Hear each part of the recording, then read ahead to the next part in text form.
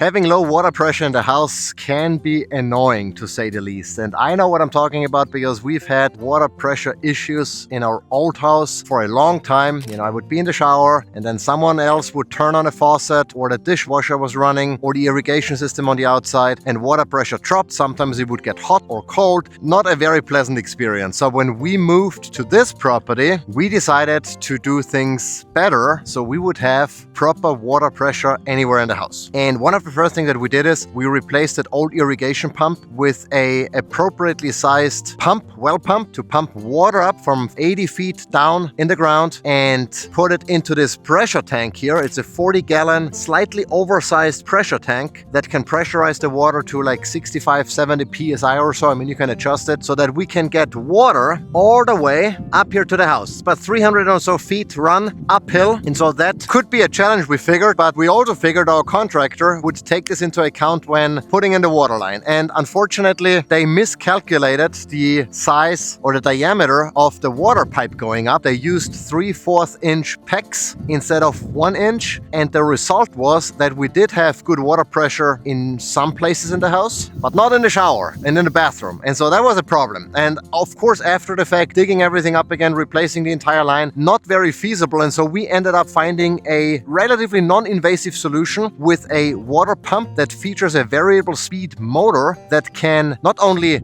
sense the current pressure in the line, but also increase it or spin up the motor to increase pressure and maintain stable pressure levels. And in this video, I'm going to show you how we implemented that, what the exact solution was, and how it's been working for us. But before we do that, maybe let me share a little bit more about our current setup here and how the whole infrastructure looks like. And then we go into the solution that I'll show you then as we walk up there to our water pump and water filtration system. So here is our well house. This is where all the magic happens for the most part. So here we have our well that goes down 80 feet. That well had this monster of a pump, a 7.5 horsepower irrigation pump, way too powerful for residential use. And so we replaced it with a 1 horsepower pump that's submerged down here. And then we have this Challenger 40-gallon pressure tank. You can see the pressure here on it. And one of the things that I didn't realize, because I'm not a well expert or anything, but when we told the contractor the output pressure of this tank, I did not take into account that there is a cut-in and cut-out pressure, meaning that the pressure on the inside is not always the same.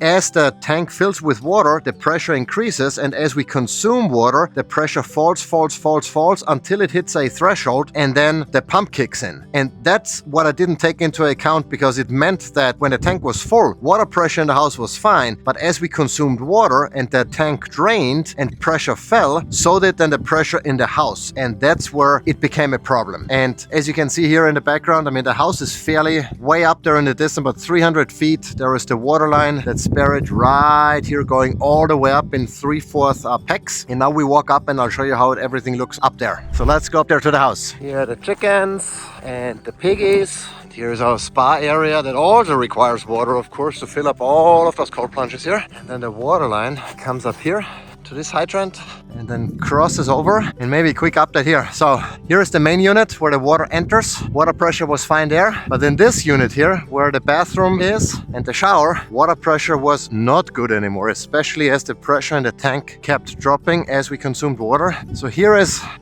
the water heater, and that's where the water enters the building. And of course, or not of course, but in our case, the pipe diameter is further reduced here than from 3/4 to 1/2 inch. So that creates even more friction and negatively impacts water flow. And then the water line actually goes all the way here. In fact, that's what happens after the fact. Once we installed the water pump, we redirected the water to go all the way back there to our shed. And you might be thinking, why would you do that? Well, it's because here we have space for a water filter and water pump. We don't have space in the house because it's a tiny home. All right, so here we are. That's where the water comes or enters from the pump, or from the well downstairs, I should say. That's where the water comes in, and that's where it goes out, or vice versa, I don't know exactly. And so this then is where, again, it enters and exits. And this is the pump. This is the solution, basically, that we installed. It's the AQUASTRONG Smart 45 water pump. And with this pump, as I said, if you click here, you can see it. It senses the operating pressure. So that's the current pressure on the line. And this is what the minimum pressure is that we want the water to, and these are in bars, not PSI. So that's 4.0 bar versus 4.7 bar that the line pressure is. And you can set it up all the way up to 5.5 a bar. That's about 80 PSI, which is plenty, probably too much for residential use because it can, blow a valve or whatever or cause issues with fixtures. But this is what we have right now. And so the reason why we put it in the shed again is because we have both the water filter as well as the pump, and we don't have the space inside of the house. And those things have to be protected. They cannot freeze. They shouldn't be exposed to incredibly cold temperatures. And so we figured putting them in the shed here in combination with, that's not insulated or heated by any means, but we insulated all of the pipes with styrofoam, and we have heat tape along all of the piping here. And then we wrapped the water filter, but we did not specifically also wrap the pump. And that's perfectly fine. It's been working for the temperatures that we have here in Georgia. The coldest night I think we had was 10, 11 degrees Fahrenheit. This was not a problem. Nothing froze. Everything worked, fortunately. And so let me tell you a little bit about this pump, because this has been a game changer for us. It's quiet, as loud as a fridge. And as you can maybe see here, I have a good comparison because we have a couple of freezers and fridges here that hold all of our meat. And so sound-wise, it's approximately the same. Now, here in the shed, obviously, it doesn't bother anyone, even if it was louder. But if you had this pump in the house, you probably don't want it to be super noisy, and this one is not. The one thing I really like about that pump in particular is that it has a variable speed motor, meaning that it senses the water pressure and only ramps up as much as needed to maintain the preset pressure that you want. And again, the display here shows the pressure in bars, BAR. I typically, in my head, calculate in PSI, so you have to kind of do the conversion. And 5.5 bars are approximately 80 PSI. So we've it set to 40 bar or 4.0 bar, sorry, I should say. And it's been working perfectly fine. Water pressure is great. I'm going to show you before and after in a second so you can see how the pressure is without the pump and with the pump. But before we get into this, let me maybe tell you a little bit about the setup and the plumbing here. And as you can see, there is not really much to it. There is an inlet and there is an outlet. And you connect your inlet and outlet to those connection points here at the back, and you plug it in and you set your desired pressure in bar here up use the display. You can just click to increase it. We let it set at 4.0 bar. That's plenty of PSI here, or plenty of pressure I should say, and that is pretty much it. The first time we installed it, we opened this lid here and added some water to kind of prime the pump so it's not dry running, and that was all that's required. Now, as you can see here, the plumbing here is a little bit convoluted. It looks like there are more valves that I care for, but the reason why we have this is so we can bypass all of those equipment pieces individually or together to make maintenance, replacements, etc. easier. So we have various valves that can then either bypass the pump, bypass the filter, or bypass both and just go straight from the well into the house. That's why it looks a little bit complicated, but in reality it is not. In our case here, the water comes in first, goes through the sediment filter. So this is our inlet. Water comes up here, cannot go here, can only go up here through the sediment filter, into the filter, comes out the filter, and goes straight into the pump, where it then exits and goes into the house. So fairly straightforward. The entire setup or installation of this pump took maybe, I don't know, a couple of minutes. I mean, it was done as part of this whole plumbing setup, so all of this took a little bit longer with all the valves and bypass valves, etc. But just the pump by itself, if you want to plumb that in, fairly straightforward. You can use the existing connections here. Nothing really major to it. Again, here is the heat tape that keeps everything or prevents everything from freezing. In addition, I put some wrapping here around as well. Probably not, and you can hear it now. The pump just came on. And you can also tell how it spins down as water demand decreases. So it goes up and down on demand. I really like that. That not only saves energy, of course, but it also means that you get consistent pressure. And that's important. I don't want to be in the shower and then suddenly, get more hot or more cold or no water at all and then more water again. Having consistent pressure is really cool. And the only thing that I've noticed on the inside is when you turn on the water, depending on what the line pressure is, the pump takes maybe a second or so to kick in. So you turn on the water and a second later you can see the pressure then likely increase if the line pressure would drop naturally without the pump involved. So there's like a 1 second delay, but once the pump is on, it stays consistent. There is no more dropping. You can turn on other faucets, you can turn on the dishwasher, you can start the irrigation, whatever. The water pressure remains consistent for as long as the pump is running, and then if the water demand goes away because you turn off the faucet or you turn off the shower, the pump automatically turns off. So it doesn't consume energy all the time. It only does so when it's needed. And again, from an energy efficiency perspective, that's great. We are still on grid here, but we are switching over to solar power soon. And so energy efficiency is always on the back of our minds to make sure we only consume what we need and we don't overconsume and,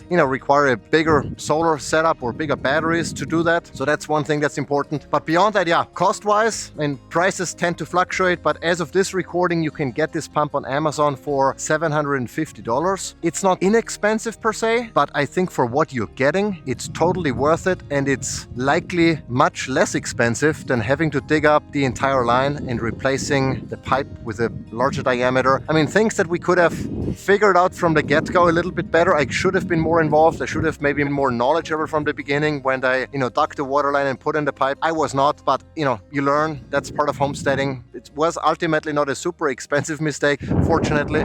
And with this, we know regardless of how demand changes in the house, if we now, we have the garden over there, for example, if we need water from over there, and we turn on the irrigation system, etc. We know that regardless of how demand changes over time, our water pressure will not. And that's beautiful. We really like this. I mean, there are worse things, but it's inconvenient if you're in the shower at the end of a long day. You just want to take a hot shower with sufficient pressure and then water starts trickling. Not the worst problem in the world, but nonetheless something, if you can avoid it, that's a good thing. And what else is there to say? Well, actually not much. As you heard, it's not super loud. It's about 51 decibel or so, kind of akin to a freezer or fridge, compressor. So nothing crazy. Again, here in the shed, doesn't really matter. Or it's a 550 watts pump. So that can help you understand how much electricity it takes and how much it would cost you depending on where you are. You have to plug in your kilowatt pricing, etc. But ultimately, it's peanuts at the end of the day. It's not a major cost factor by any stretch of the imagination. It's easy to install. I don't know what else there is to say. It just works. But maybe the last thing we're gonna do is we're gonna go in, we're gonna turn on the shower. I'm gonna show you water pressure without the pump. I'm just gonna unplug it and then I'm gonna plug it back in and I'll show you water pressure with the pump on so you see the difference. So let's do that, shall we?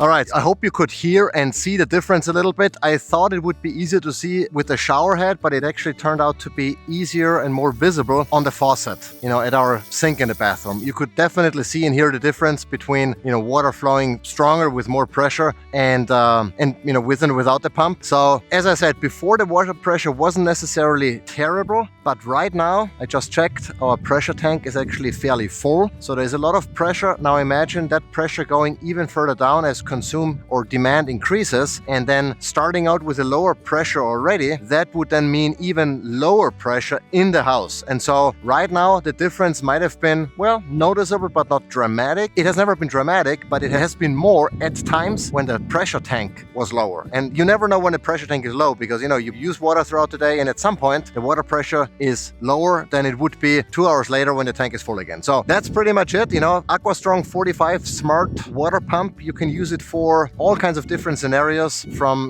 wells, cisterns, whatever. We just use it in combination with our well here, and it's been working perfectly fine. I'm super, super glad we found this solution and that we didn't have to dig out the water line again. Obviously, as I said before, we could have used a larger diameter pipe from the beginning. Next time I know, and there will be a next time soon because this tiny house, see here, in the background is a somewhat temporary solution that we planned on building and putting up so we can live on the property while our primary residence is being built. And so we will have to go through this exercise again, but next time we're gonna use a fat pipe so we have hopefully no water pressure issues at all. But if you're like in our situation where you're dealing with low water pressure, with fluctuating water pressure, and there isn't really much you can do, maybe because you have no control over the water line, or maybe because it would be too expensive to dig it up and fix it, the AQUASTRONG Smart 45 is an excellent mitigation tool, I want to say, to maintain proper water pressure. At the end of the day, a reasonable cost. Again, as of this recording, $750 on Amazon. Check it out. I'm going to leave a link down below. That's been working for us. We are super happy that we have consistent water pressure now, and I can take my hot shower in the evening without cursing about low water pressure or the water getting too hot or too cold in between my shower. With that, we're going to wrap it up. If you like this video, give it a thumbs up. If you have any questions, let us know. Until next time.